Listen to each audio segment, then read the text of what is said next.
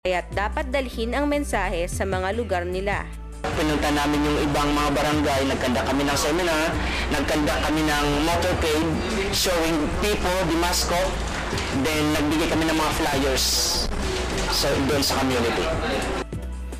Gumamit ng iba't ibang uri ng materyales at aktibidad, pero magkaroon ng isang itsura o look para maging pamilyar ito sa mga tao.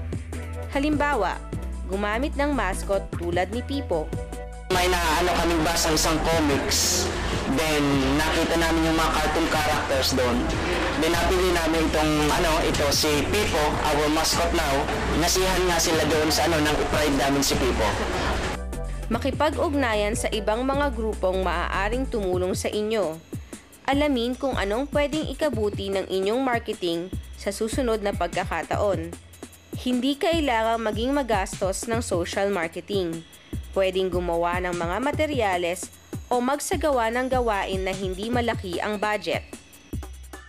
Ikalimang gawain, ebalwasyon. Dapat bigyan ng atensyon ito para malaman kung may nakamit kayo sa mga objektibo ninyo.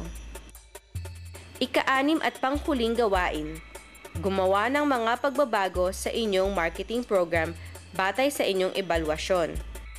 Kasama rin dito ang pagdokumento ng mga natutunan ninyo.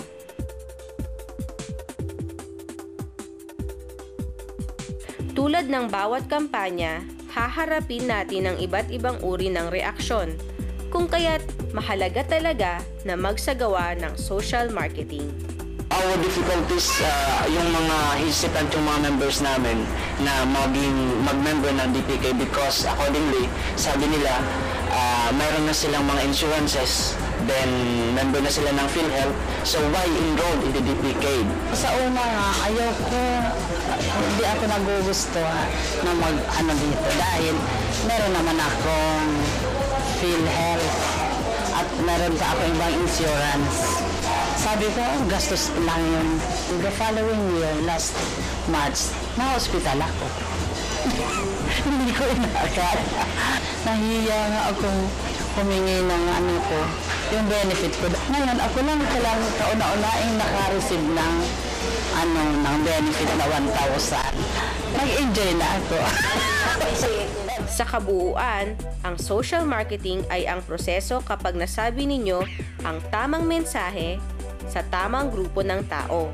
At pagkatapos ay nakakuha kayo ng ebalwasyon mula sa kanila na magiging batayan ng ikabubuti ng inyong mensahe.